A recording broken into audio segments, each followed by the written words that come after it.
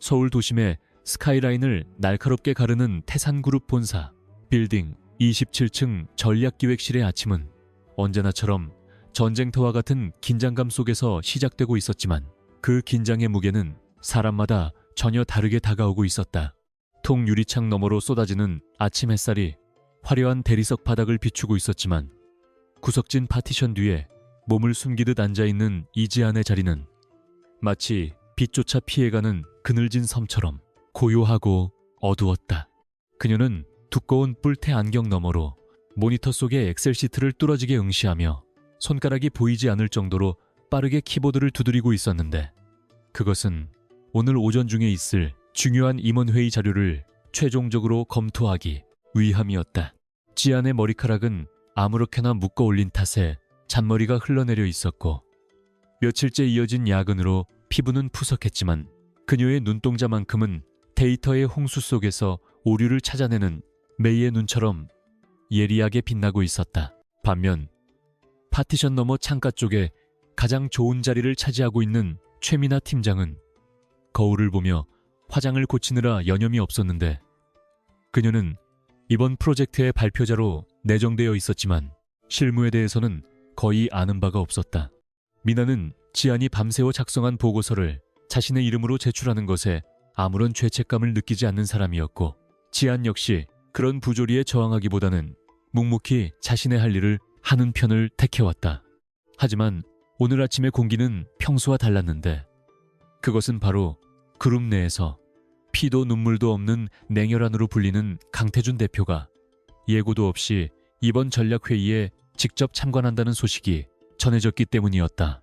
전략기획실 전체가 발칵 뒤집힌 가운데 회의실로 향하는 복도에서는 직원들의 숨소리조차 들리지 않을 만큼 무거운 정적이 감돌았고 그 정적을 깬 것은 또각거리는 최미나 팀장의 하이힐 소리와 지안의 낡은 단어가 바닥에 스치는 소리뿐이었다.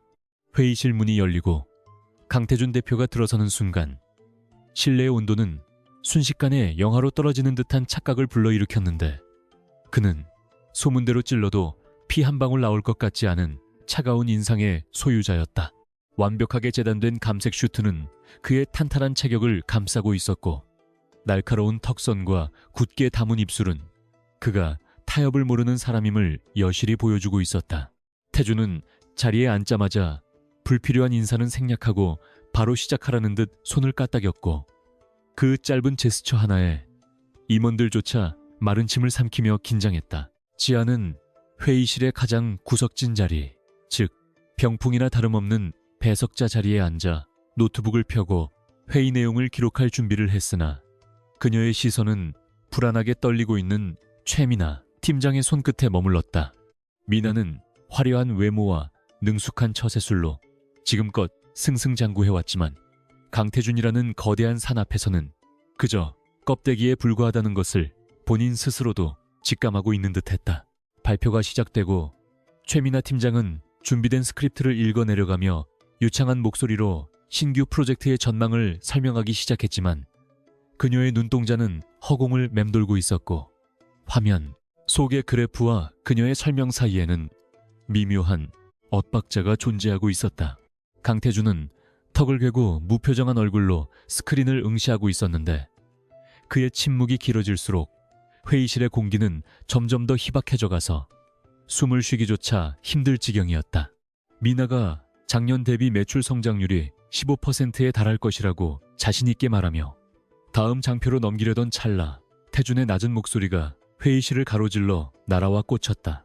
잠시만이라고 말하며 손을 들어 올린 태준은 천천히 자리에서 일어나 스크린 앞으로 걸어가더니 날카로운 눈빛으로 특정 숫자를 가리키며 15%라는 수치가 도대체 어떤 근거로 산출된 것인지 물었다.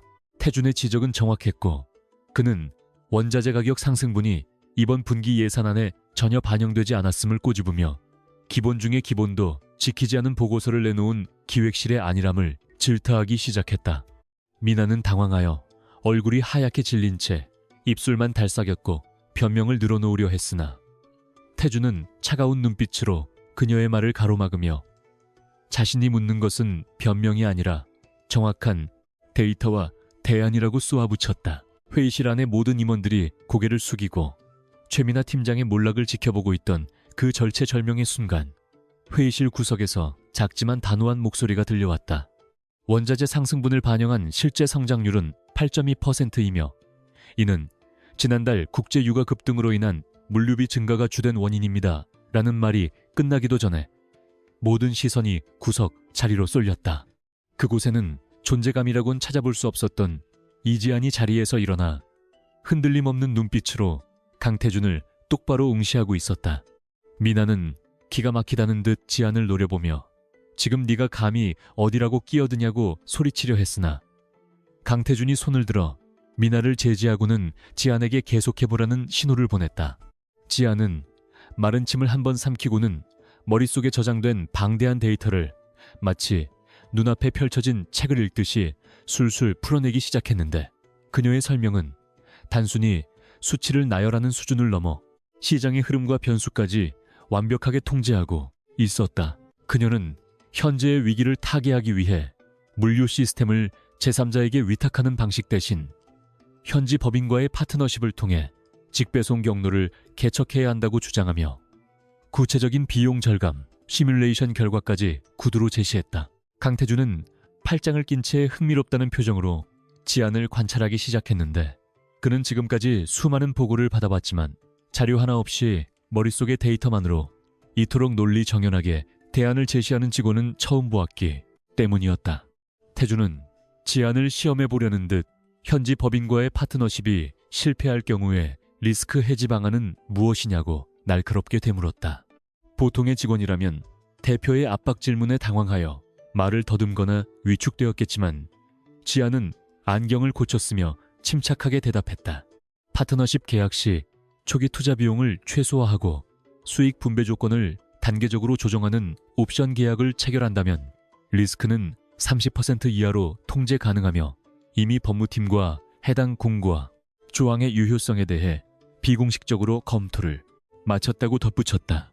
지안의 대답은 완벽 그 자체였고 그녀가 단순히 시키는 일만 하는 말단 직원이 아니라 회사의 전체적인 흐름을 꿰뚫고 있는 숨은 인재임을 증명하는 순간이었다. 최민아 팀장은 자신이 몰랐던 내용을 지안이 술술 말하자 수치심과 분노로 얼굴이 불그락푸르락해졌지만 이미 태준의 관심은 완전히 지안에게로 넘어가 있었다. 태준은 천천히 걸음을 옮겨 지안의 앞까지 다가갔고 가까이서 본 그는 생각보다 훨씬 더 위압적인 존재감을 뿜어내고 있었지만 지안은 피하지 않고 고개를 들어 그를 마주보았다. 태준의 시선이 지안의 촌스러운 안경과 화장기 없는 얼굴 그리고 낡은 셔츠를 훑어보았지만 그 눈빛에는 경멸이 아닌 기묘한 호기심이 서려 있었다.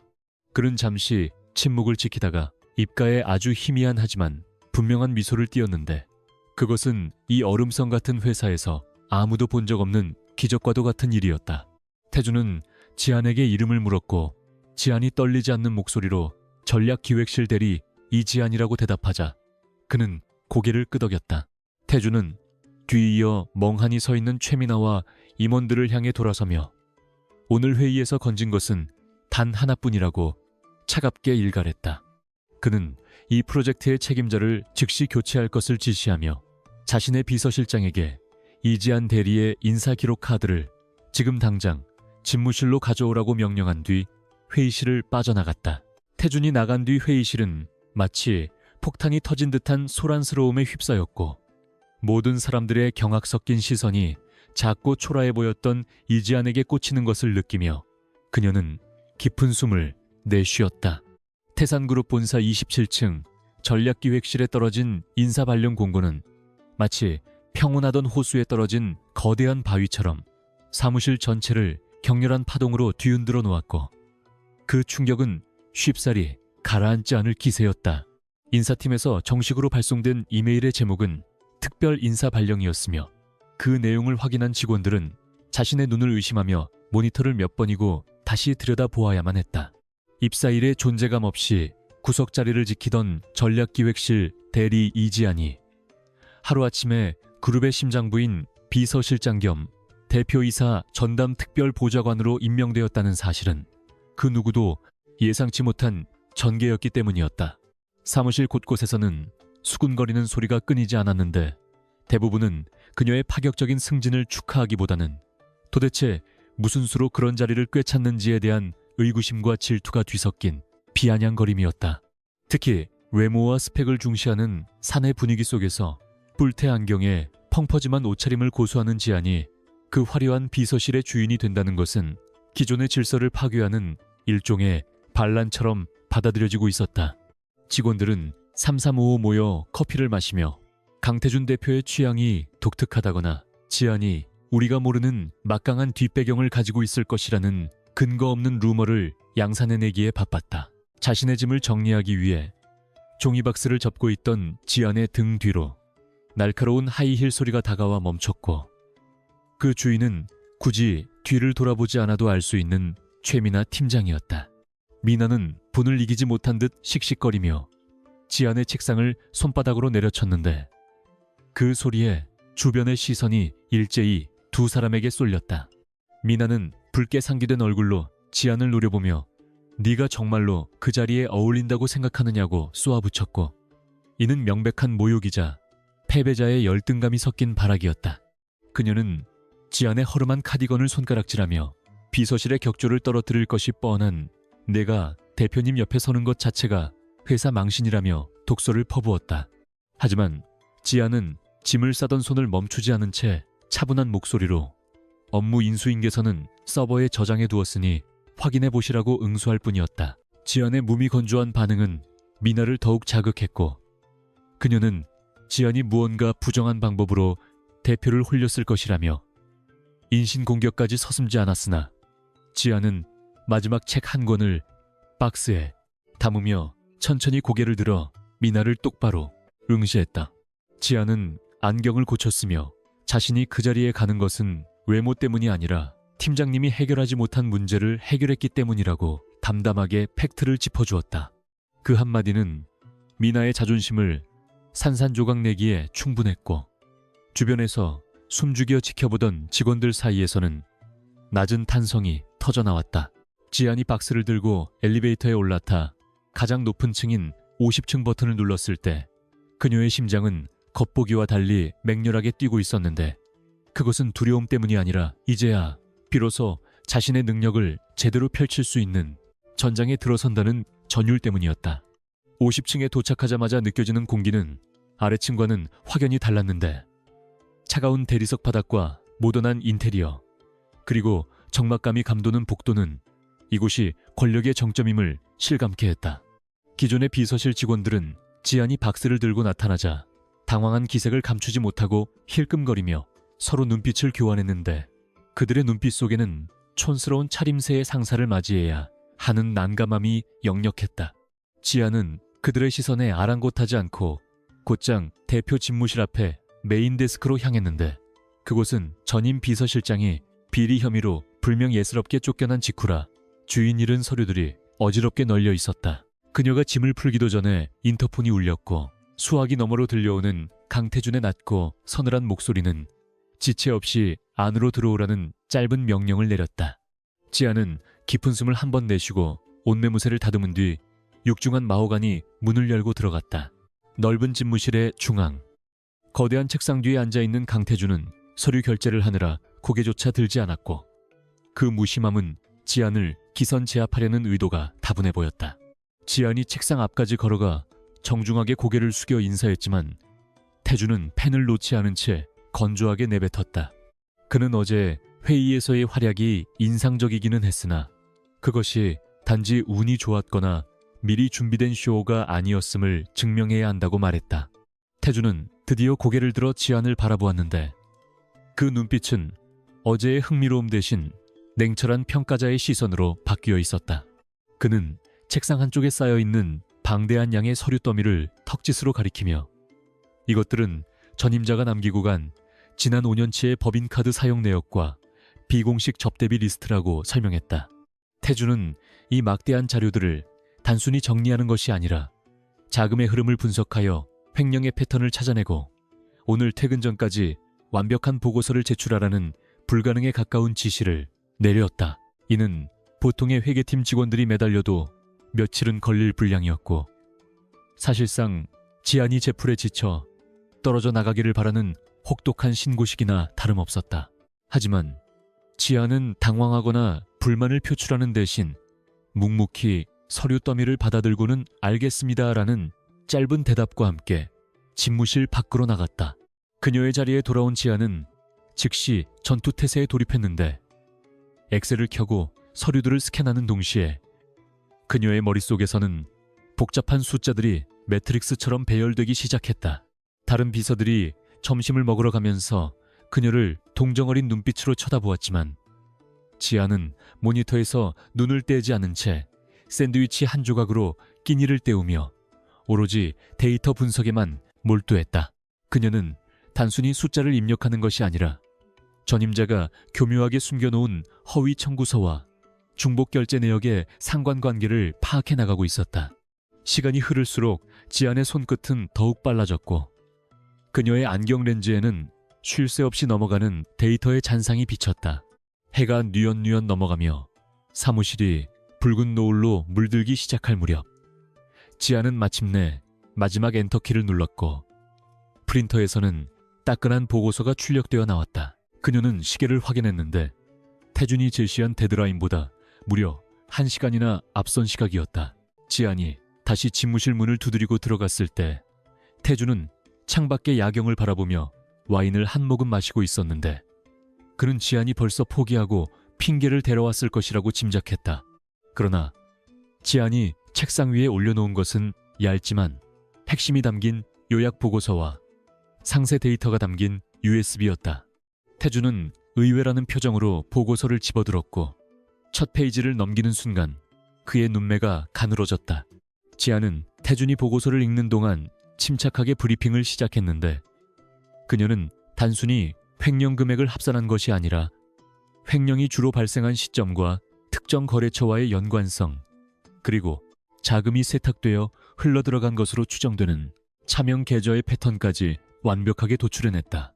그녀는 전임자가 업무 추진비 항목을 악용하여 매월 말일 교묘하게 금액을 부풀렸으며 이는 특정 유령 회사로 송금된 정황과 일치한다고 설명했다. 태준은 보고서에서 눈을 떼지 못한 채 페이지를 넘기는 속도를 높였고 그 안에는 그가 몇 달 동안 내부 감사팀을 시켜도 찾아내지 못했던 비리의 몸통으로 향하는 단서들이 정연하게 정리되어 있었다. 태준은 보고서를 책상에 내려놓고 천천히 자리에서 일어나 지안에게 다가갔는데 이번에는 그 거리가 지난번 회의실에서보다 훨씬 더 가까웠다. 그는 지안을 내려다보며 솔직히 말해서 네가 울면서 뛰쳐나가거나 며칠 더 시간을 달라고 애원할 줄 알았다고 고백했다. 태준의 솔직한 발언에 지안은 처음으로 긴장을 풀고 옅은 미소를 지으며 저는 대표님이 생각하시는 것보다 훨씬 더 숫자에 강하고 끈질긴 사람이라고 대답했다. 태준은 지안의 그 자신감 넘치는 태도가 묘하게 마음에 들었는데 그것은 화려한 거칠애로 자신을 포장하기 바쁜 다른 사람들에게서는 느낄 수 없는 진정성이었기 때문이었다. 그는 팔짱을 끼고 지안에게 가까이 다가가 그녀의 눈을 똑바로 바라보며 앞으로 내 곁에서 숨쉬는 것조차 허락받고 하라고 말했는데 이는 그만의 방식대로 표현한 최고의 신뢰이자 파트너로서의 인정이었다. 지안은 그 말의 무게를 이해하고 고개를 끄덕였고 두 사람 사이에는 상사와 부하, 직원 이상의 묘한 기류가 흐르기 시작했다. 그때 태준의 배에서 꼬르륵 소리가 크게 울려 퍼지며 진지했던 분위기를 순식간에 깨뜨렸고 당황한 태준의 표정을 본 지안은 푹하고 웃음을 터뜨리고 말았다. 태준은 헛기침을 하며 민망함을 감추려 했지만 귀끝이 살짝 붉어져 있었고 지안은 그런 그가 의외로 인간적인 면모를 가지고 있다는 사실에 안도감을 느꼈다. 태준은 지안에게 저녁을 먹으러 가자고 제안했는데 이는 단순한 식사 제안이 아니라 그녀를 자신의 사람으로 받아들인다는 무언의 선언과도 같았다. 두 사람은 전용 엘리베이터를 타고 지하 주차장으로 내려갔는데 태준의 고급 세단 조수석 문을 그가 직접 열어주자 지안은 잠시 머뭇거렸다. 태준은 타라는 듯 눈짓을 했고 지안이 조심스럽게 차에 오르자 그는 운전석에 앉아 시동을 걸었다. 차가 부드럽게 주차장을 빠져나가는 동안 지아는 차창 밖으로 스쳐 지나가는 도시의 불빛을 바라보며 자신의 인생이 완전히 새로운 궤도에 진입했음을 직감했다. 하지만 그녀는 아직 모르고 있었다. 그녀를 향한 시기와 질투가 사무실을 넘어 더 큰 음모가 되어 그녀의 발목을 잡기 위해 기다리고 있다는 것을, 그리고 옆자리에 앉은 이 차가운 남자가 그녀를 지키기 위해 얼마나 거대한 전쟁을 치르게 될지를 말이다. 차 안에는 잔잔한 클래식 음악이 흐르고 있었지만 두 사람의 앞날은 폭풍 전야와도 같이 고요하면서도 위태로웠다. 태산그룹 대회의실은 이른 아침부터 고성이 오가며 살얼음판 같은 긴장감이 감돌고 있었는데, 그 이유는 유럽 최대의 명품 그룹인 아우름과의 합병 협상을 앞두고 협상단 구성을 둘러싼 경영진들의 격렬한 반대 때문이었다. 임원들은 이번 협상이 그룹의 글로벌 이미지를 결정짓는 중대한 사안인 만큼 외모가 수려하고 외국어에 능통한 홍보팀의 정예 멤버들을 전면에 내세워야 한다고 강력하게 주장하고 있었다. 그들의 논리는 명품 산업의 특성상 보여지는 이미지가 곧 경쟁력이며, 촌스러운 외모의 이지한 실장이 협상 테이블에 앉는 것은 상대방에게 우리 그룹의 수준을 낮게 보이게 만들 위험이 있다는 것이었다. 최민아 팀장을 비롯한 반대파 임원들은 노골적으로 불쾌감을 드러내며 이지한 실장은 뒤에서 서류 지원이나 하게 하고 회사의 얼굴이 될 만한 세련된 직원들을 대동해야 한다고 강태준 대표를 압박했다.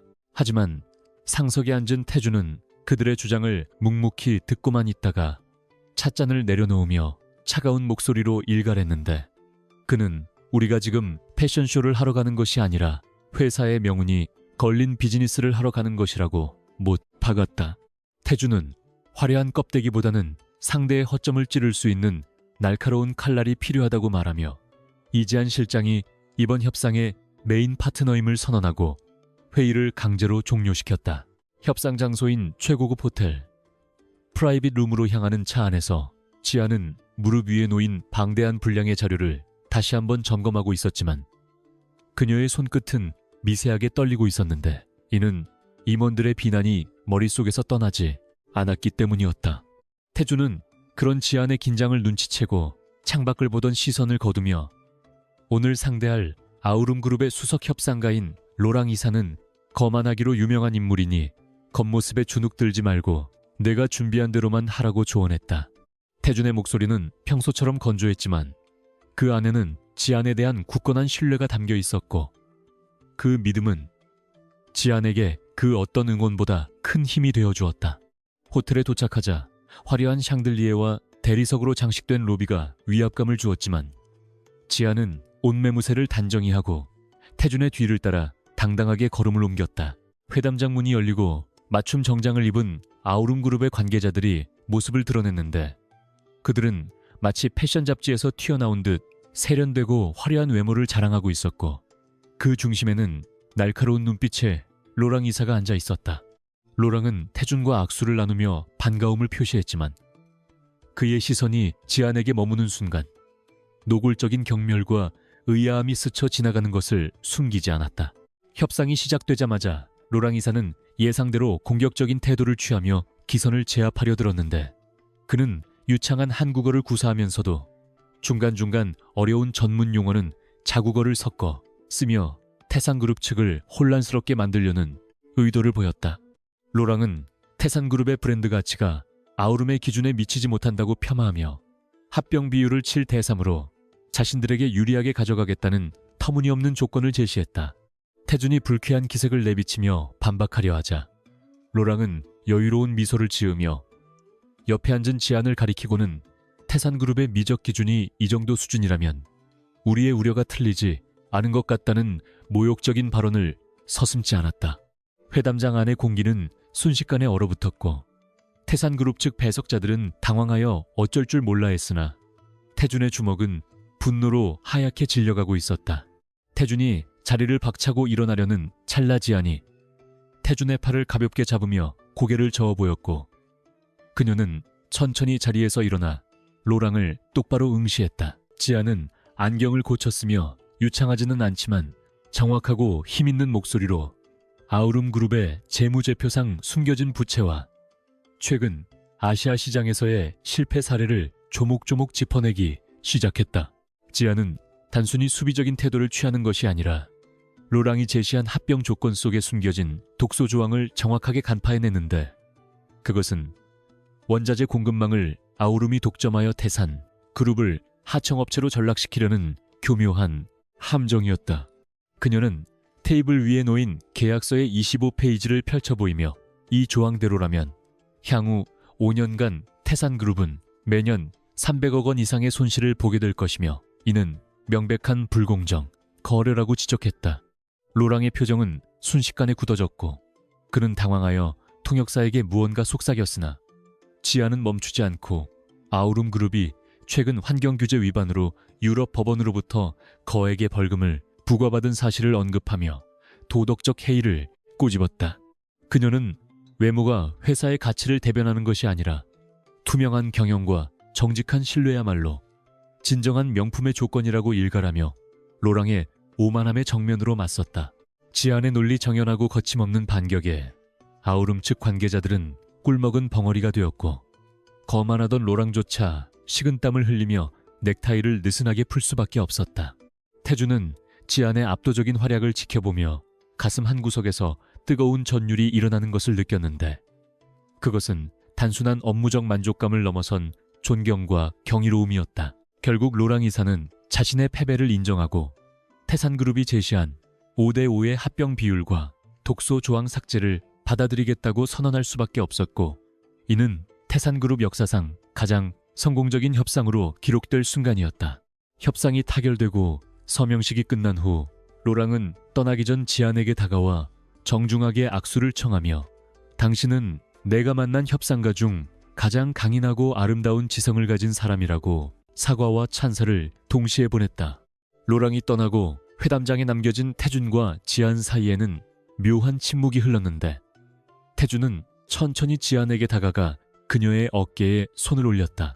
그는 지안을 내려다보며 오늘 당신이 아니었다면 우리는 껍데기만 남은 계약서에 서명하고 회사를 통째로 넘겨줄 뻔했다고 진심 어린 감사를 표했다. 태준의 눈빛은 이전과는 확연히 달라져 있었는데 그 차가웠던 동공 속에는 지안이라는 여자가 가진 내면의 빛을 발견한 남자의 따뜻한 온기가 서려 있었다. 그는 지안의 흐트러진 머리카락을 조심스럽게 정리해주며 오늘 당신은 이 방에 있는 그 누구보다 빛났고 아름다웠다는 말을 건넸는데 그 목소리는 평소보다 훨씬 낮고 부드러웠다. 호텔을 빠져나와 돌아가는 차 안에서 긴장이 풀린 탓인지 지안은 깜빡 잠이 들고 말았고 태주는 운전기사에게 속도를 줄이라고 조용히 지시했다. 그는 잠든 지안의 얼굴을 물끄러미 바라보았는데 화장기 없는 수수한 얼굴과 콧등에 눌린 안경 자국조차 이제는 사랑스럽게 느껴지기 시작했다. 태주는 자신의 고급 슈트 재킷을 벗어 지안의 어깨에 덮어주었고 그녀가 편안하게 잘 수 있도록 좌석의 등받이를 조절해 주었다. 창밖으로 비치는 가로등 불빛이 지안의 얼굴 위로 춤을 추듯 지나갔고 태주는 무의식적으로 손을 뻗어 그녀의 손등을 살짝 스쳤다. 그는 자신이 평생 지켜왔던 철저한 자기 통제와 이성이 이 보잘것없어 보이는 여자 앞에서 무너져 내리고 있음을 인정해야만 했다.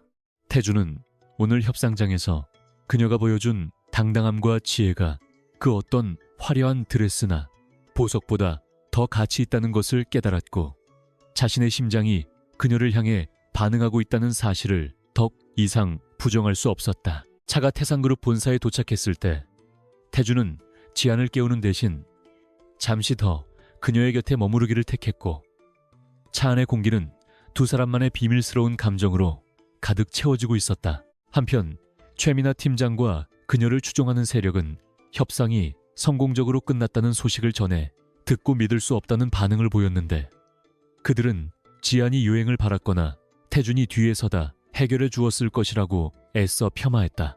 그러나 사내 익명 게시판에는 이미 협상장에 배석했던 직원들이 올린 지안의 활약상에 대한 글들이 올라오기 시작했고 여론은 조금씩 반전될 기미를 보이고 있었다. 미나는 자신의 입지가 점점 좁아지는 것을 느끼며 불안감에 손톱을 물어뜯었고 그녀의 눈빛은 더욱 독하고 어두운 질투로 물들어가고 있었다. 그녀는 단순히 지안을 괴롭히는 수준을 넘어 회복 불가능한 타격을 입히기 위해 회사 내의 부패한 세력과 손을 잡을 위험한 계획을 구상하기 시작했다. 태준과 지안이 서로에 대한 신뢰와 호감을 쌓아가며 조금씩 가까워지는 동안 어둠 속에서는 그들을 갈라놓기 위한 거대한 음모의 싹이 트고 있었던 것이다. 지안이 태준의 차에서 내려 감사의 인사를 전하고 집으로 돌아가는 뒷모습을 태준은 끝까지 지켜보았고 그의 입가에는 다시 한번 옅은 미소가 번졌다. 하지만 내일부터 닥쳐올 시련은 두 사람의 관계를 뿌리째 뒤흔들 만큼 가혹할 것이 예고되어 있었다. 다음날 아침 출근한 지안의 책상 위에는 익명의 발신자가 보낸 의문의 봉투가 놓여 있었는데 그녀는 아무런 의심 없이 봉투를 열었다. 그 안에는 그녀가 과거에 처리했던 업무 파일들이 교묘하게 조작된 복사본과 함께 그녀를 산업 스파이로 몰아갈 수 있는 거짓 증거들이 들어있었다. 지안은 소스라치게 놀라며 주위를 둘러보았지만 사무실의 다른 직원들은 평소와 다름없이 업무를 보고 있었고 오직 최민아 팀장만이 멀리서 비릿한 웃음을 흘리며 그녀를 주시하고 있을 뿐이었다. 그때 감사팀 직원들이 들이닥쳐 지안의 자리를 포위했고 그들은 지안에게 기밀 유출 혐의로 조사를 받아야 한다며 그녀의 컴퓨터와 휴대폰을 압수하겠다고 통보했다. 지안은 결백을 주장하며 태준에게 연락하려 했지만 감사팀장은 태준 대표의 직접 지시로 특별감사가 진행되는 것이라며 그녀의 행동을 저지했다. 지안은 하늘이 무너지는 듯한 충격을 받았고 어젯밤 자신에게 따뜻한 눈빛을 보냈던 태준이 하루아침에 자신을 의심하고 조사를 지시했다는 사실을 믿을 수 없었다. 그녀는 감사실로 끌려가며 태준의 집무실 쪽을 바라보았지만 그곳의 블라인드는 굳게 닫혀 있어 안을 들여다볼 수 없었다. 지하 1층 감사실의 공기는 습하고 차가웠으며 창문 하나 없는 밀폐된 공간이 주는 압박감은 사람의 정신을 갉아먹기에 충분했다. 이지아는 차가운 철제 의자에 앉아 맞은편에 앉은 감사팀장의 섯을 퍼런 눈빛을 마주하고 있었는데 테이블 위에는 그녀가 한 번도 본 적 없는 기밀 유출 정황이 담긴 로그 기록과 조작된 입출금 내역서가 놓여 있었다. 감사팀장은 다짜고짜 그녀를 산업 스파이로 몰아세우며 경쟁사로부터 얼마를 받았냐고 추궁했지만 지안은 떨리는 손을 허벅지 아래로 숨긴 채 흔들림 없는 목소리로 결백을 주장했다. 그녀는 자신의 아이디가 도용되었을 가능성과 로그 기록의 시간대가 알리바이와 일치하지 않는다는 점을 논리적으로 설명하려 했으나 감사팀장은 이미 결론을 정해놓은 사람처럼 그녀의 말을 귓등으로도 듣지 않았다. 그는 오히려 그녀가 시스템 관리자 권한을 악용해 기록을 조작했을 것이라며 억지 논리를 펼쳤고 이는 누군가가 아주 치밀하게 그녀를 함정에 빠뜨리기 위해 설계한 각본임을 짐작게 했다. 지안은 억울함에 입술을 깨물었지만 감정에 호소하는 것은 이곳에서 아무런 효력이 없음을 누구보다 잘 알고 있었다. 감사가 진행되는 동안 회사 내부 인트라넷과 익명 게시판은 이지안에 대한 악성 루머로 도배가 되었는데 그 내용은 그녀가 외모 콤플렉스를 극복하기 위해 돈에 눈이 멀어 회사를 팔아넘기려 했다는 자극적인 소설에 가까웠다. 직원들은 삼삼오오 모여 그녀가 평소에 촌스러운 척하며 사람들을 안심시킨 뒤 뒤통수를 쳤다며 혀를 찼고 어제까지만 해도 그녀의 능력을 칭찬하던 사람들은 순식간에 등을 돌려 비난의 화살을 쏘아댔다. 특히 최민아 팀장은 휴게실에서 동료들에게 자신이 처음부터 이지안을 의심하고 있었다며 마치 예언자라도 된 양 떠벌리고 다녔는데 그녀의 얼굴에는 경쟁자를 제거했다는 승리감과 희열이 가득했다. 미나는 이번 기회에 강태준 대표에게 자신의 충성심을 증명하고 다시 비서실장 자리를 차지하거나 적어도 지안이 있던 그 특별한 위치를 없애버릴 수 있을 것이라는 계산을 이미 마친 상태였다. 그녀는 박이사라는 부패한 임원과 은밀한 눈빛을 교환하며 모든 것이 계획대로 흘러가고 있음을 확인했고 지안이 다시는 재기하지 못하도록 택기를 박을 준비를 하고 있었다. 장장 5시간에 걸친 강도 높은 조사가 끝나고 지안에게 내려진 처분은 무기한 정직과 자택 대기 명령이었는데 이는 사실상 해고 통보나 다름없는 불명예스러운 조치였다. 보안 요원들의 감시하에 짐을 챙겨 건물 밖으로 쫓겨나듯 나온 지아는 회전문을 나서자마자 쏟아지는 장대비를 맞으며 우두커니 서 있을 수밖에 없었다. 그녀는 빗물에 젖은 안경을 닦으며 고개를 들어 50층 대표이사 집무실을 올려다보았지만 그곳은 굳게 닫힌 블라인드 뒤로 어둠만이 짙게 깔려 있었다. 지아는 태준이 자신을 믿어줄 것이라는, 아니 적어도 자신의 해명을 들어줄 기회는 줄 것이라는 신라 같은 희망을 품고 있었지만 그가 보여준 것은 철저한 침묵과 방관뿐이었다. 어젯밤 차 안에서 느꼈던 그 따스한 온기와 신로의 눈빛이 모두 거짓이었는지, 아니면 자신이 그저 잠시 스쳐 지나가는 장난감에 불과했는지에 대한 의구심이 그녀의 가슴을 후벼 봤다. 빗물과 눈물이 뒤섞여 볼을 타고 흘러내렸지만 지아는 소리내어 울지 않았고 그저 뼈저린 배신감과 고독을 온몸으로 받아내며 빗속을 걸었다. 집으로 돌아온 지아는 젖은 옷을 갈아입을 생각도 하지 못한 채 어두운 방 한 구석에 웅크리고 앉아 무릎을 감싸 안았는데 그녀를 둘러싼 정막이 공포스럽게 느껴졌다. 그녀는 평생을 남들보다 2배, 3배 노력하며 실력을 쌓아왔고 외모가 아닌 능력으로 인정받기 위해 발버둥 쳤지만 결국 돌아온 것은 차가운 누명과 세상의 조롱뿐이라는 사실에 절망했다. 휴대폰을 켜보니 태준에게서 온 부재중 전화나 메시지는 단 한 통도 없었고 오히려 모르는 번호로 쏟아지는 비난 문자들만이 화면을 가득 채우고 있었다. 지아는 휴대폰을 엎어버리고 거울 속에 비친 자신의 초라한 모습을 바라보며 깊은 자괴감에 빠져들었다. 내가 주제를 모르고 너무 높이 날아오르려 했던 것일까 하는 생각이 머릿속을 맴돌았고 그녀는 이대로 모든 것을 포기하고 어디론가 숨어버리고 싶은 충동을 느꼈다. 하지만 거울 속의 자신을 한참 동안 응시하던 그녀의 눈동자, 깊은 곳에서 사그라들지 않은 작은 불씨가 다시 타오르기 시작했다. 그녀는 자신이 하지 않은 일로 도망치는 것은 스스로를 모욕하는 일이며 진실은 반드시 데이터 속에 남아있다는 믿음을 떠올렸다. 지아는 자리에서 벌떡 일어나 젖은 머리를 대충 털어내고 책상 앞에 앉아 낡았지만 성능 좋은 개인용 노트북을 켰는데 그녀의 손끝은 다시금 결의에 차 있었다. 회사 서버에 직접 접속하는 것은 차단되었지만 그녀는 과거 보안 점검 업무를 수행할 때 구축해두었던 백도어 형태의 모니터링 시스템을 기억해냈다. 이것은 불법적인 접근이 아니라 시스템 오류를 실시간으로 진단하기 위해 만들어둔 비상 통로였는데 지금 이 순간 그녀에게 유일한 구명줄이 되어주었다.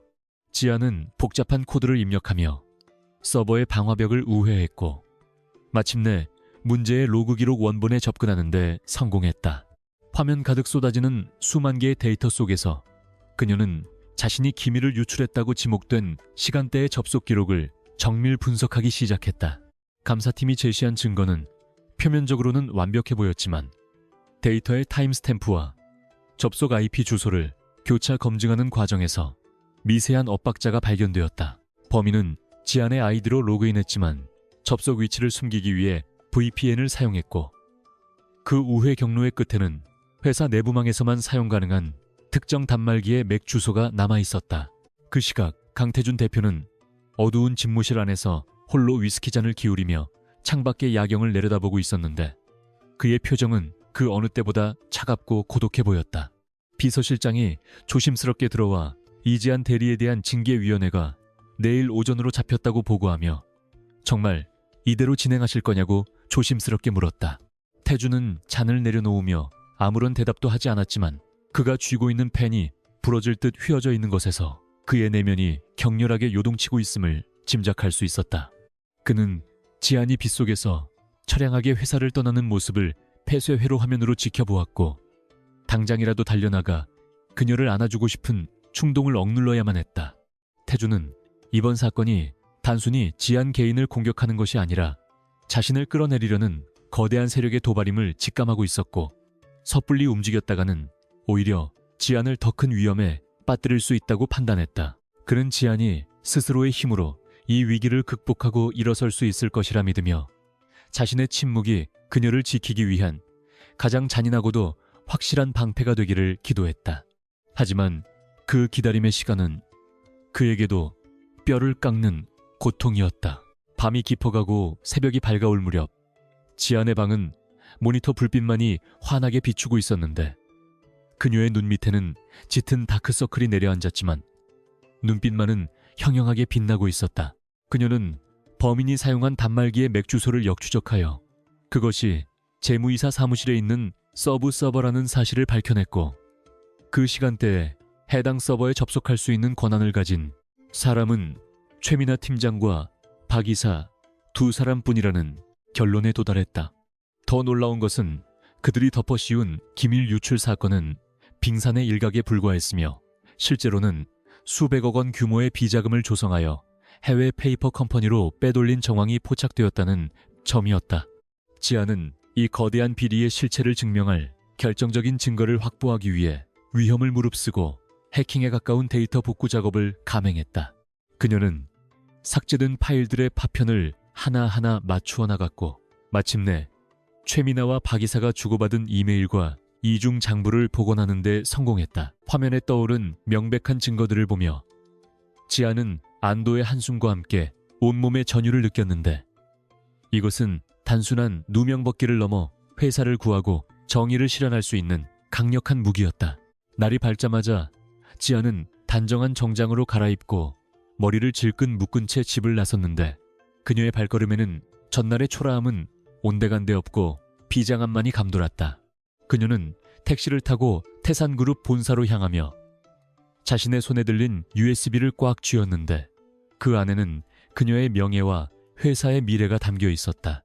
회사 로비에 들어서자 보안 요원들이 그녀를 가로막으며 출입이 통제되었다고 경고했지만 지안은 물러서지 않고 큰 소리로 외쳤다. 지금 당장 50층 회의실에서 열리는 징계위원회에 참석하여 소명할 기회를 주지 않는다면 이 모든 증거를 언론에 공개하고 검찰에 직접 고발하겠다고 단호하게 선언했다.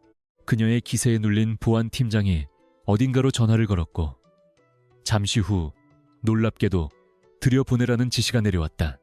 지안은 자신을 비웃던 직원들의 시선을 당당하게 받아내며 엘리베이터에 올랐고 숫자가 50층을 향해 올라가는 동안 심호흡을 하며 마음을 다잡았다.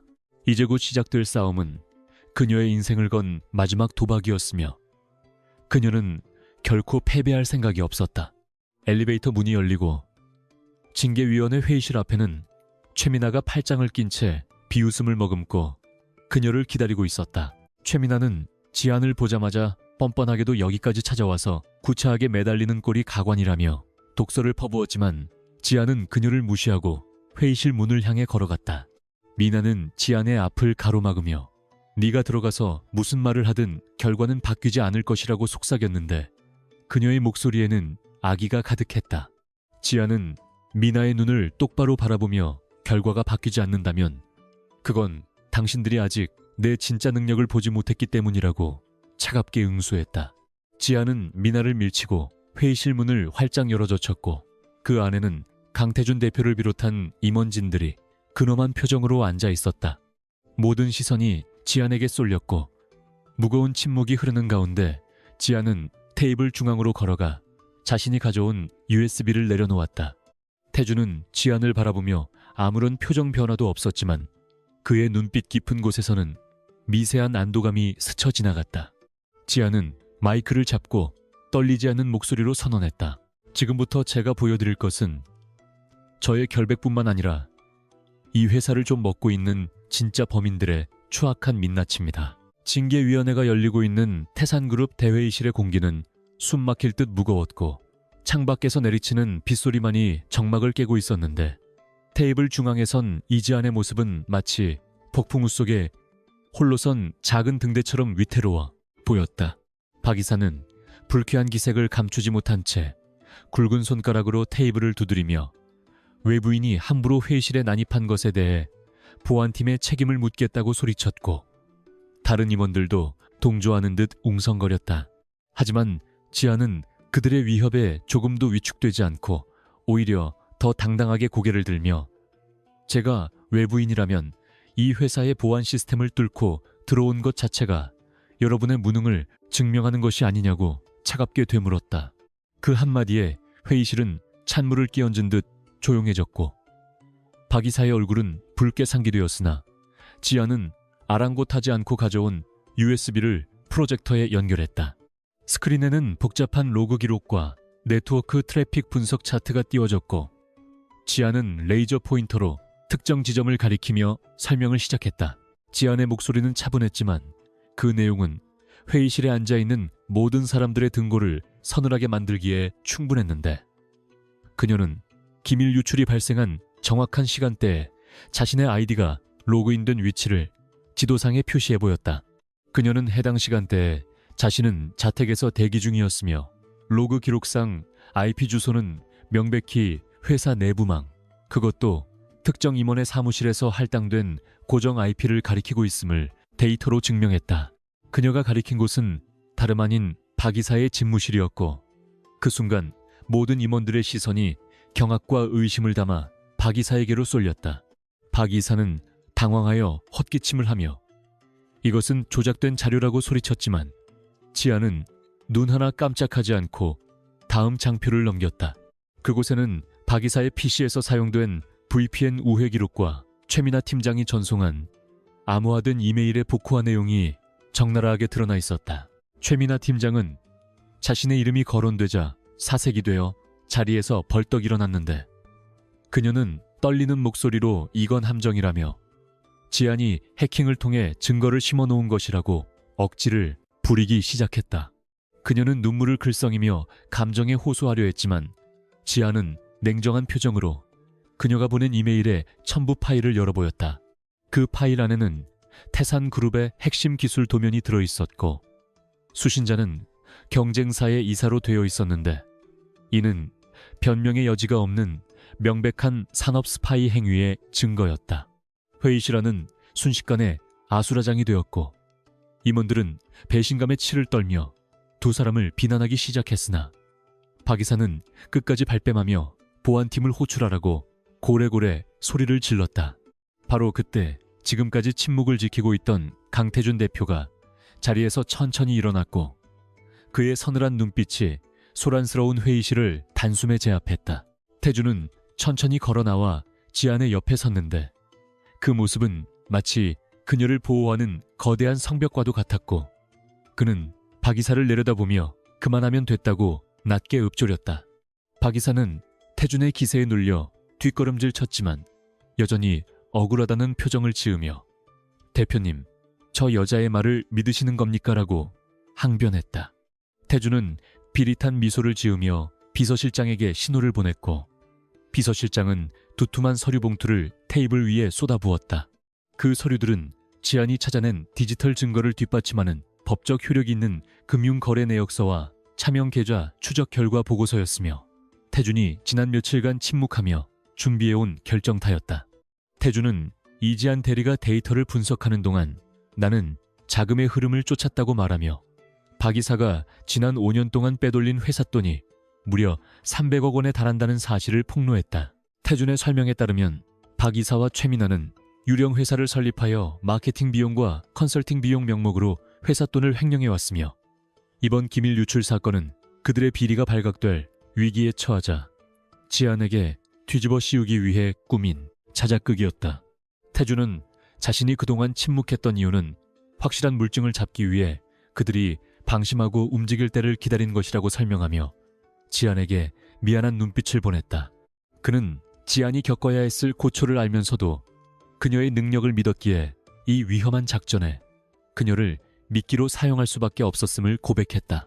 지안은 태준의 깊은 뜻을 이해하고 고개를 끄덕였으며 두 사람 사이에는 말하지 않아도 통하는 깊은 신뢰가 형성되어 있었다. 모든 진실이 밝혀지자 박 이사는 다리에 힘이 풀려 주저앉았고 최민아는 바닥에 엎드려 오열하며 한 번만 용서해달라고 빌었지만 이미 돌이킬 수 없는 강을 건넌 뒤였다. 회의실 문이 열리고 경찰과 검찰 수사관들이 들이닥쳤는데 그들은 박 이사와 최민아에게 횡령 및 산업기술 유출 혐의로 체포영장을 제시했다. 두 사람은 수갑이 채워진 채 끌려나가면서도 서로에게 책임을 전가하며 추한 모습을 보였고 임원들은 혀를 차며 그들의 몰락을 지켜보았다. 태준은 수사관들에게 철저한 조사를 부탁한다고 당부한 뒤 회의실에 남은 임원들을 향해 돌아섰다.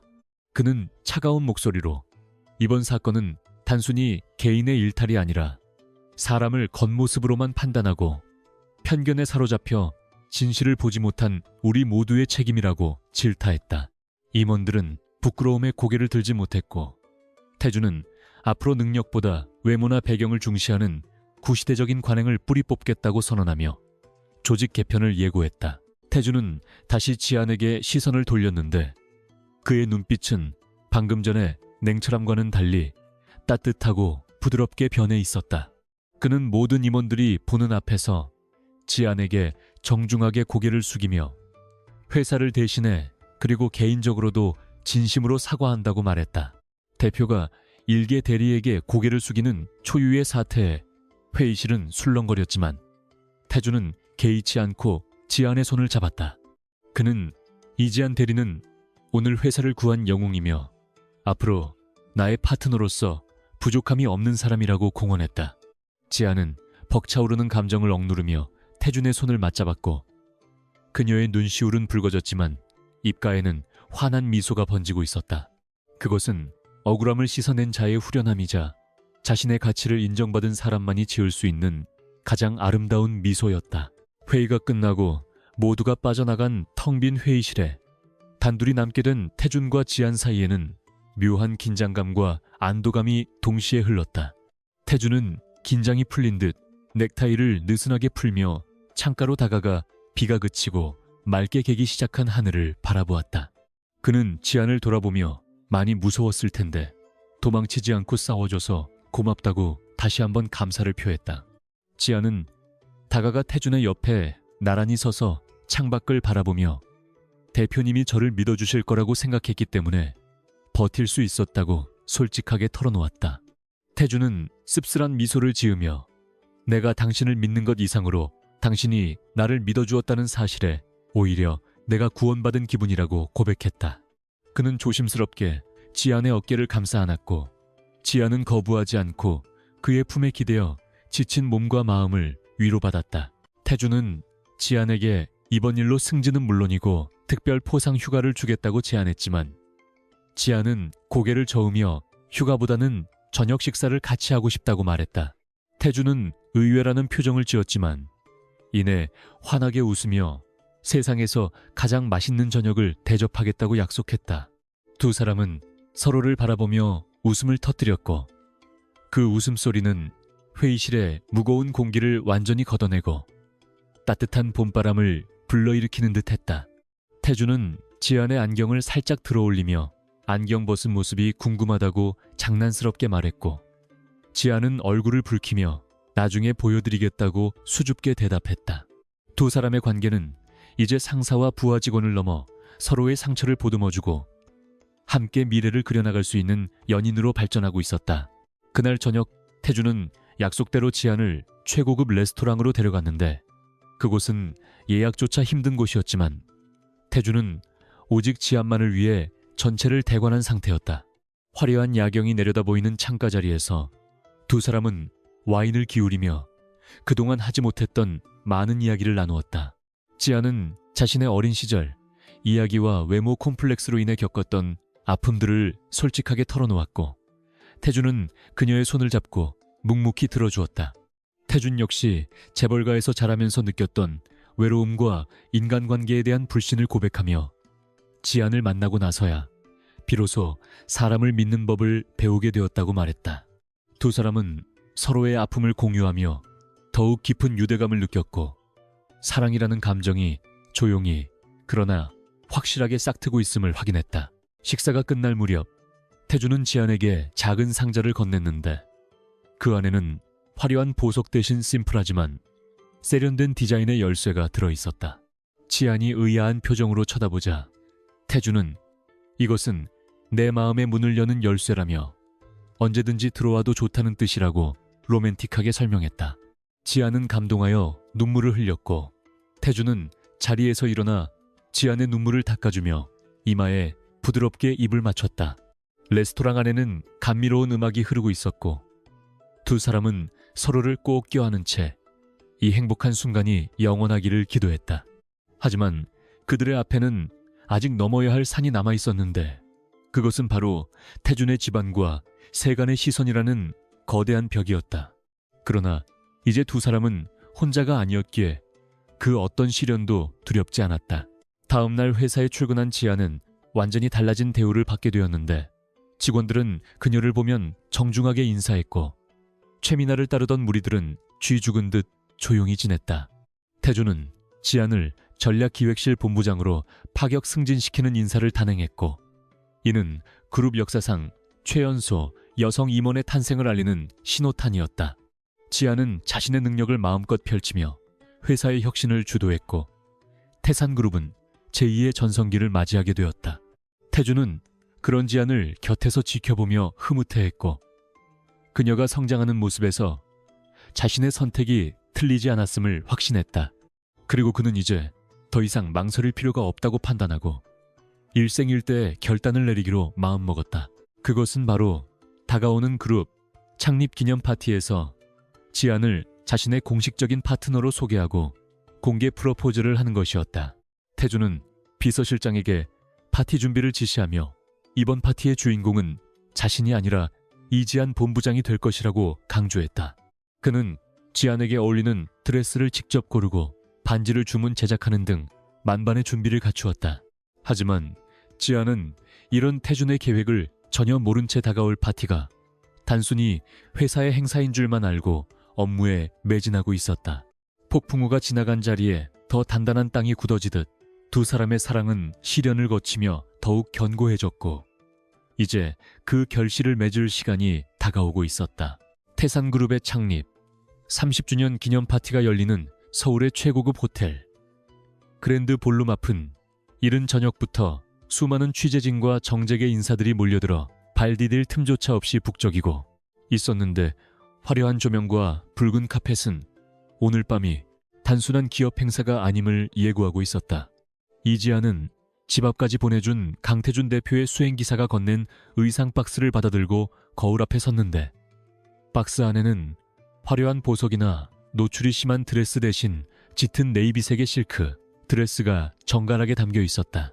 그것은 그녀의 차분하고 지적인 이미지를 완벽하게 이해한 태준의 안목이 돋보이는 선택이었으며 동봉된 카드에는 오늘 밤 당신은 그 누구보다 빛날 자격이 있다는 짧지만 강렬한 메시지가 적혀 있었다. 지아는 떨리는 손길로 드레스를 입고 머리를 단정하게 빗어 올린 뒤 평소에는 잘 쓰지 않던 옅은 립스틱을 발랐는데 거울 속에 비친 자신의 모습은 낯설지만 어색하지 않은 기품이 흐르고 있었다. 그녀는 깊은 숨을 내쉬며 스스로에게 용기를 불어넣었고 이제는 숨지 않고 세상 앞에 당당히 나설 준비가 되었음을 직감했다. 호텔 입구에 도착한 지안이 차문을 열고 내리자 쏟아지는 카메라 플래시 셀에 잠시 눈을 찡그렸지만 이내 익숙한 실루엣이 그녀의 시야에 들어왔는데 강태준 대표가 로비 입구에서 그녀를 기다리고 있었던 것이다. 완벽하게 재단된 턱시도를 입은 태준은 평소의 냉철한 모습에 부드러운 카리스마가 더해져 주위의 시선을 압도하고 있었고 지안을 발견하자마자 성큼성큼 다가와 에스코트를 자처했다. 태준은 지안의 손을 자신의 팔에 끼우며 귓가에 작게 오늘 정말 아름답다고 속삭였는데 그 낮은 목소리는 지안의 긴장을 순식간에 녹여버릴 만큼 다정했다. 두 사람이 팔짱을 끼고 연회장으로 들어서자 웅성거리던 장내는 일순간 정적에 휩싸였고 참석자들은 태준의 파트너가 유명 연예인이나 재벌가 영예가 아닌 낯선 얼굴의 여성이라는 사실에 놀라움을 감추지 못했다. 사람들의 호기심 어린 시선이 쏟아졌지만 태준은 아랑곳하지 않고 오직 지안만을 바라보며 그녀의 보폭에 맞춰 천천히 걸음을 옮겼고 그 모습은 마치 여왕을 모시는 기사처럼 듬직해 보였다. 연회장은 화려한 샹들리에와 고급스러운 꽃장식으로 꾸며져 있었고 대한민국 네로라 하는 기업의 오너들과 유명 인사들이 삼삼오오 모여 샴페인 잔을 기울이고 있었다. 태준은 지안을 데리고 행사장 안쪽으로 이동하며 그녀가 불편해하지 않도록 배려했는데 그는 다가오는 사람들의 인사를 정중히 받아주면서도 지안의 손을 한시도 놓지 않았다. 몇몇 눈치 없는 인사들이 지안의 평범한 외모를 힐끔거리며 수군대기도 했지만 태준이 보낸 서늘한 눈빛에 황급히 고개를 돌려야만 했다. 태준은 지안에게 샴페인 한 잔을 건네며 긴장을 풀라고 말했고, 지안은 그의 따뜻한 배려의 미소로 화답하며 주변을 둘러보았다. 이 화려한 세계는 그녀가 평생 닿을 수 없을 것만 같았던 먼 곳의 이야기였지만 지금 그녀는 그 중심에 서 있었고 그 옆에는 그녀를 온전히 믿고 지지해주는 단 한 사람이 있었다. 행사가 시작되고 사회자가 개회 선언을 하자 조명이 어두워지며 무대 위로 스포트라이트가 집중되었는데 태준은 기념사를 하기 위해 지안의 손을 잠시 놓고 단상으로 향했다. 사람들은 태준이 의례적인 인사말과 함께 회사의 비전을 발표할 것이라고 예상하며 박수를 보냈지만 마이크 앞에 선 태준의 표정은 그 어느 때보다 진지하고 결연해 보였다. 그는 준비된 원고를 과감하게 덮어버리고 청중을 천천히 둘러보며 입을 열었는데 그의 첫 마디는 회사의 성과가 아닌 최근 겪었던 위기에 대한 솔직한 고백이었다. 태준은 우리가 겉으로 보이는 화려함과 숫자에 취해 정작 중요한 본질을 잊고 있었다고 말하며 회사가 무너질 뻔했던 절체절명의 순간을 회상했다. 그는 그 위기 속에서 회사를 구한 것은 거창한 전략이나 막대한 자본이 아니라 한 사람의 진심과 통찰력이었다고 힘주어 말했다. 장내에는 숨소리조차 들리지 않을 만큼 팽팽한 긴장감이 감돌았고 태준의 시선은 정확하게 지안이 서 있는 곳을 향해 고정되었다. 그는 이 자리에 있는 여러분께 태산그룹의 진짜 영웅을 소개하고 싶다고 말하며 손을 뻗어 지안을 가리켰다. 그녀는 화려한 조명을 받거나 눈에 띄는 외모를 가지지 않았지만 그 누구보다 강인한 내면과 빛나는 지성을 가진 사람이라고 소개했다. 태준의 말에 스포트라이트가 지안을 비추었고 당황한 지안의 얼굴이 대형 스크린에 잡히자 사람들은 술렁이기 시작했다. 태준은 계속해서 말을 이어가며 자신이 그동안 얼마나 오만하고 어리석었는지를 털어놓았는데 그는 사람을 껍데기로 판단하며 진정한 가치를 보지 못했던 자신의 과거를 공개적으로 반성했다. 그리고 그런 자신을 깨우쳐주고 얼어붙었던 심장을 다시 뛰게 만든 사람이 바로 저기 서 있는 이지안 본부장이라고 고백했다. 태준은 마이크를 든 채 단상에서 내려와 지안이 서 있는 곳으로 천천히 걸어가기 시작했는데 그 모습은 마치 영화의 한 장면처럼 드라마틱했다. 사람들은 홍해처럼 갈라지며 길을 터주었고 그 길 끝에는 붉어진 얼굴로 눈물을 글썽이고 있는 지안이 서 있었다. 태준은 지안의 앞에 멈춰서서 그녀의 눈을 깊이 바라보며 마이크 없이 육성으로 말했다. 당신은 나에게 단순한 직원이거나 파트너가 아니라 내 인생의 방향을 바꿔준 나침반이자 내가 돌아갈 유일한 안식처라고 고백했다. 그는 자신이 가진 모든 것을 걸고서라도 지키고 싶은 단 하나의 가치가 바로 당신이라는 사실을 깨달았다고 말하며 주머니에서 작은 벨벳 상자를 꺼냈다. 주위에서는 탄성이 터져나왔고 지안은 입을 틀어막은 채 믿을 수 없다는 표정으로 그를 바라보았다. 태준은 그 자리에서 한쪽 무릎을 꿇고 반지 상자를 열었는데 그 안에는 화려하진 않지만 영롱하게 빛나는 다이아몬드 반지가 들어있었다. 그는 떨리는 목소리로 이지안 씨 당신의 지혜로 나의 부족함을 채워주고 당신의 따뜻함으로 나의 차가움을 녹여주겠냐고 물었다. 그리고 평생 당신만을 바라보며 당신이 가장 당신다울 수 있도록 지켜주는 남자가 되고 싶다고 말하며 나와 결혼해달라고 프로포즈했다. 연 회장은 순식간에 감동의 도가니로 변했고 숨죽여 지켜보던 사람들은 두 사람의 대답을 기다리며 마른 침을 삼켰다. 지안은 흐르는 눈물을 닦을 생각도 하지 못한 채 고개를 끄덕였고 떨리는 목소리로 네 라고 대답했다. 그녀의 대답이 떨어지자마자 태준은 환하게 웃으며 자리에서 일어나 지안의 손가락에 반지를 끼워주었다. 태준은 지안을 와락 끌어안으며 그녀의 이마와 눈 그리고 입술에 차례로 입을 맞췄고 연 회장은 우레와 같은 박수 소리와 환호성으로 가득 찼다. 그동안 태준을 차갑고 무서운 사람으로만 알았던 사람들은 그가 보여주는 열정적이고 사랑에 빠진 모습에 놀라움을 금치 못했고 지안을 시기하던 사람들조차 그 진실한 사랑 앞에서는 박수를 보낼 수밖에 없었다. 카메라 플래시가 쉴 새 없이 터지며 두 사람의 아름다운 순간을 담아냈고, 이 장면은 다음 날 모든 신문의 일면을 장식할 역사적인 사건이 되었다. 지아는 태준의 품에 안겨 세상에서 가장 행복한 미소를 지으며 지난날의 서름과 아픔이 모두 씻겨 내려가는 것을 느꼈다. 그녀는 더 이상 숨어야 할 존재가 아니라 사랑받아 마땅한 존귀한 존재임을 스스로 확인하는 순간이었다. 파티가 무르익어갈 무렵 태준과 지아는 잠시 소란스러운 연회장을 빠져나와 호텔 테라스로 나갔는데, 그곳에서는 서울의 야경이 한눈에 내려다 보였다. 시원한 밤바람이 두 사람의 뜨거워진 볼을 식혀주었고, 태준은 재킷을 벗어 지안의 어깨에 걸쳐주며 춥지 않냐고 물었다. 지안은 고개를 저으며 대표님 덕분에 내 인생에서 가장 따뜻한 밤을 보내고 있다고 대답했다. 태준은 지안의 손을 잡고 난간에 기대어 서서 앞으로 우리가 함께 걸어가야 할 길이 쉽지만은 않을 것이라고 말했다.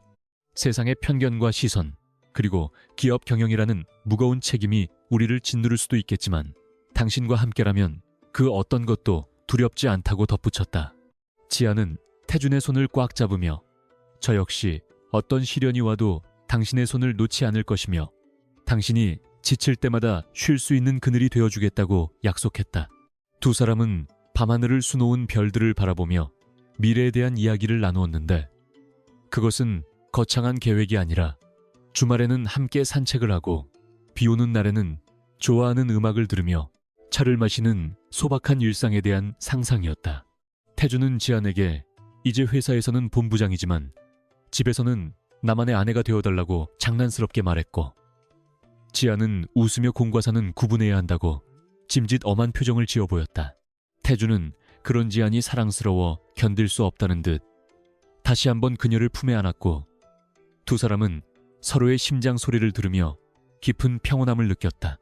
이 도시의 수많은 불빛들 중에서 두 사람의 사랑은 가장 밝고 따뜻하게 타오르고 있었고, 그들의 이야기는 이제 막 새로운 챕터를 시작하고 있었다. 테라스 문이 열리고 비서실장이 다급하게 달려와 기자회견 준비가 끝났다고 알렸는데, 태준은 지안을 바라보며 준비됐냐고 눈짓으로 물었다. 지안은 고개를 끄덕이며 태준의 팔짱을 꼈고, 두 사람은 다시 한번 화려한 조명 속으로 걸어 들어갔다. 이제 그녀는 혼자가 아니었고, 그녀의 곁에는 세상에서 가장 든든한 아군이 서 있었다. 기자들 앞에 선 두 사람은 쏟아지는 질문에 여유롭게 대처하며 당당하게 자신들의 사랑과 비전을 세상에 알렸다. 특히 지아는 외모나 스펙이 아닌 실력과 진심으로 성공할 수 있다는 희망의 아이콘이 되었고, 그녀의 이야기는 수많은 사람들에게 용기를 주었다. 태준 역시 냉혈한 CEO라는 이미지를 벗고 인간적인 매력을 가진 리더로 재평가받게 되었다. 그날 밤 파티가 끝나고 집으로 돌아가는 차 안에서 지아는 피곤함에 지쳐 잠이 들었는데, 태준은 운전기사에게 집이 아닌 다른 곳으로 가자고 조용히 지시했다. 차가 도착한 곳은 한강이 내려다 보이는 태준의 펜트하우스였는데, 그는 잠든 지안을 안아들고 집 안으로 들어갔다. 침실에 지안을 눕히고 그녀의 얼굴을 한참 동안 바라보던 태준은 그녀의 손에 끼워진 반지를 만지작거렸다. 그는 잠든 지안의 귓가에 앞으로 당신이 흘릴 눈물은 오직 기쁨의 눈물뿐일 것이라고 맹세했다. 창밖으로 새벽이 밝아오고 있었고 두 사람의 앞날에는 찬란한 태양만이 기다리고 있었다. 태산그룹의 안주인이 될 이지안의 새로운 인생은 이제부터가 진짜 시작이었다. 다음 날 아침, 대한민국 전역의 뉴스 헤드라인과 인터넷 포털 사이트의 검색어 순위는 단 하나의 주제로 도배되다시피 했는데, 그것은 바로 태산그룹 강태준 대표의 파격적인 공개, 프러포즈와 그의 피앙새가 된 이지안 본부장에 대한 이야기였다. 언론은 그녀를 현대판 신데렐라라고 부르며 화려한 수식어를 갖다 붙이기에 바빴고, 대중들은 평범한 스펙과 외모를 가진 그녀가 어떻게 재계서열 1위인 남자의 마음을 사로잡았는지에 대해 열광적으로 분석하기 시작했다. 하지만 정작 태풍의 눈 한가운데 있는 이지안은 쏟아지는 인터뷰 요청과 화보 촬영 제의를 모두 정중하게 거절하고 평소와 다름없는 시간에 출근하여 자신의 집무실 자리에 앉아 있었다. 그녀의 책상 위에는 화려한 꽃다발과 축하 카드들이 산더미처럼 쌓여 있었지만 지아는 그것들을 한쪽으로 치워두고 오늘 예정된 계열사 구조 조정안에 대한 보고서를 검토하는데 집중했다. 그녀에게 있어 태준의 약혼녀라는 타이틀은 달콤한 선물이었지만 그것이 자신의 본업인 전략기획 업무를 방해하거나 전문가로서의 정체성을 흐리는 것을 결코 용납할 수 없었기 때문이었다. 지안이 회의 주제를 위해 복도로 나서자 직원들의 반응은 어제와는 또 다른 차원으로 변해 있었는데 이제는 단순한 호기심이나 질투가 아닌 진정한 경외심과 존경이 담긴 눈빛들이 그녀를 향하고 있었다. 과거에 그녀의 외모를 비하하던 직원들은 이제 그녀의 검소한 옷차림을 소탈한 리더십의 상징이라며 칭송했고 뿔테, 안경 너머의 날카로운 눈빛을 지성의 결정체라고 추어올리며 태세 전환을 하기에 급급했다. 하지만 지아는 들뜨거나 거만해지지 않고 자신에게 인사를 건네는 직원들 한 명, 한 명에게 눈을 맞추며 따뜻하게 화답했고 업무에 있어서는 여전히 철두철미하고 냉철한 기준을 유지했다. 그녀는 자신이 태준의 배경 덕분에 이 자리에 있는 것이 아니라 실력으로 증명해낸 결과물임을 행동으로 보여주었고 그런 그녀의 당당한 태도는 사내에 팽배했던 외모지상주의를 서서히 무너뜨리는 기폭제가 되고 있었다. 회의실에 들어선 지안이 레이저 포인터를 들고 프레젠테이션을 시작하자 임원들은 그녀의 약지에서 빛나는 다이아몬드 반지가 아닌 그녀가 제시하는 혁신적인 비전과 데이터에 압도되어 숨을 죽이고 경청했다. 점심시간이 되자 강태준 대표가 예고도 없이 구내식당에 나타나 직원들을 놀라게 했는데 평소라면 비서실에서 가져다주는 도시락이나 외부의 고급 식당을 이용하던 그가 식판을 들고 줄을 서는 모습은 그야말로 충격 자체였다. 태준은 자연스럽게 지안의 맞은편 자리에 앉아 반찬을 그녀의 밥 위에 올려주며 다정하게 말을 걸었고 그 주변의 공기는 핑크빛으로 물들어가며 식당 안에 모든 사람들을 설레게 만들었다. 태준은 지안에게 오늘 아침 뉴스 봤냐고 물으며 사람들이 당신을 신데렐라라고 부르는 게 마음에 안 든다고 투덜거렸는데 그는 지안이 누군가의 구원을 받은 것이 아니라 스스로 운명을 개척한 여왕이라고 정정해 주어야 한다고 말했다. 지안은 태준의 귀여운 불평에 웃음을 터뜨리며 남들이 뭐라 하든 상관없고 당신이 나를 알아주면 그것으로 충분하다고 대답하며 냅킨으로 태준의 입가를 닦아주었다. 두 사람의 소박하지만 사랑 넘치는 점심 식사 풍경은 직원들에 의해 실시간으로 목격담이 퍼져나갔고 강태준 대표가 사랑에 빠지더니 완전히 딴 사람이 되었다는 소문은 기정사실이 되어 회사의 분위기를 한층 부드럽게 만들었다. 결혼 준비 과정에서도 두 사람의 성격은 여실히 드러났는데 웨딩 플래너들이 가져온 호화로운 예식장과 명품 드레스 리스트를 본 지아는 고개를 저으며 스몰 웨딩을 제안했다. 태준은 재계의 관례상 화려한 결혼식을 올려야 하지 않겠냐고 조심스럽게 물었지만 지아는 결혼식은 남들에게 보여주기 위한 쇼가 아니라 우리가 가족이 됨을 약속하는 진실한 자리였으면 좋겠다고 단호하게 말했다. 그녀는 수천만 원짜리 티아라 대신 들꽃으로 만든 화관을 쓰고 싶다고 말했고 수천 명의 하객 대신 진심으로 축하해 줄 수 있는 가까운 지인들과 직원들만 초대하여 파티처럼 즐기기를 원했다. 태준은 잠시 고민하는 듯 하다가 이내 환하게 미소 지으며 당신이 원하는 것이라면 그게 무엇이든 정답이라고 지안의 손을 들어 입을 맞췄다. 결국 태산그룹 대표의 결혼식은 그룹 소유의 야외 수목원에서 소박하지만 그 어떤 예식보다 아름답고 따뜻하게 치러졌고 이는 허례허식에 찌든 상류 사회에 신선한 충격을 주며 새로운 웨딩 트렌드를 만들어내기도 했다. 결혼 후에도 지아는 전업주부로 물러나지 않고 태산그룹의 부사장으로 승진하여 경영 일선에서 맹활약했는데 그녀는 특히 여성 인재 발굴과 공정한 인사 시스템 정착에 심혈을 기울였다. 그녀는 블라인드 채용 제도를 도입하여 학력이나 외모, 성별에 구애받지 않고 오직 실력으로만 평가받을 수 있는 기회의 장을 열었고 이는 태산그룹의 경쟁력을 비약적으로 상승시키는 결과를 가져왔다. 어느 날 신입사원 면접장에 면접관으로 참석한 지아는 긴장하여 고개를 숙이고 있는 외모가 평범한 여성 지원자를 발견하고 과거의 자신을 떠올리며 조용히 미소 지었다.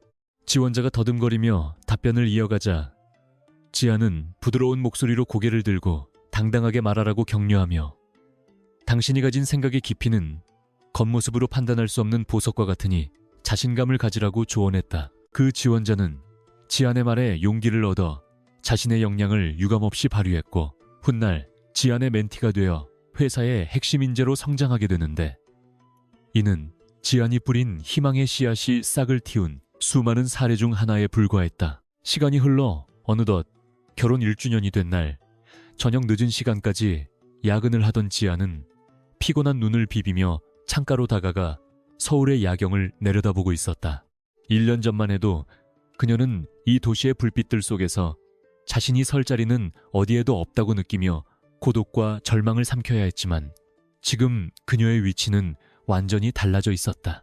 그때 집무실 문이 열리고 태준이 들어와 지안의 뒤에서 부드럽게 그녀를 감싸 안았는데 그의 품에서는 은은한 비누향과 함께 익숙한 안도감이 전해져 왔다. 태준은 지안의 어깨에 턱을 괴고 오늘 같은 날까지 야근이라니 워커홀릭 아내를 둔 덕분에 남편이 독수 공방하겠다고 장난스럽게 투정을 부렸다.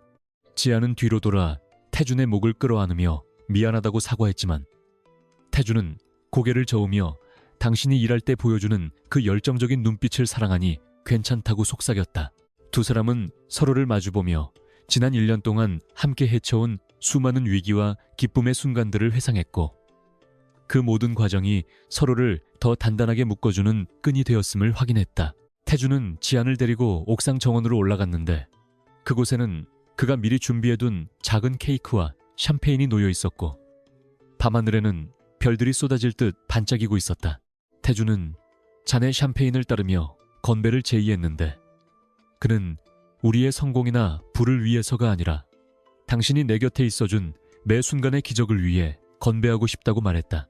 지안은 벅차오르는 감동을 느끼며 잔을 부딪혔고 샴페인의 톡 쏘는 맛과 함께 달콤한 행복이 목을 타고 넘어갔다. 태준은 주머니에서 작은 수첩을 꺼내어 보여주었는데 그곳에는 그가 결혼 생활 동안 지안을 보며 느꼈던 감정들과 감사한 점들이 삐뚤빼뚤한 글씨로 빼곡하게 적혀 있었다. 냉철하고 빈틈없던 CEO가 아내를 위해 몰래 육아일기 같은 사랑일기를 쓰고 있었다는 사실에 지안은 웃음과 눈물이 동시에 터져나왔다. 그녀는 태준의 가슴에 얼굴을 묻으며 당신은 세상에서 가장 따뜻하고 사랑스러운 남편이라고 고백했고 태준은 그런 그녀를 세상에서 가장 소중한 보물처럼 꽉 끌어안았다. 밤이 깊어가고 도시의 소음이 잦아들 무렵 두 사람은 다시 사무실로 내려와 나란히 앉아 앞으로의 10년, 20년을 그려보았다. 태준은 지안에게 당신이 은퇴하고 나면 우리는 시골에 내려가 작은 집을 짓고 살자고 제안했고 지안은 그때는 내가 당신을 위해 매일 맛있는 밥을 지어주겠다고 약속했다. 하지만 지금은 해야 할 일이 많았다. 그들은 여전히 태산그룹이라는 거대한 배를 이끄는 선장과 항해사였고 그들의 등 뒤에는 수만 명의 직원들과 그 가족들의 생계가 달려 있었다. 지안은 다시 책상으로 돌아가 서류를 정리하며 태준에게 먼저 퇴근하라고 했지만 태준은 자신의 의자를 지안의 옆으로 끌고 와 앉으며 당신이 끝날 때까지 기다리겠다고 고집을 부렸다.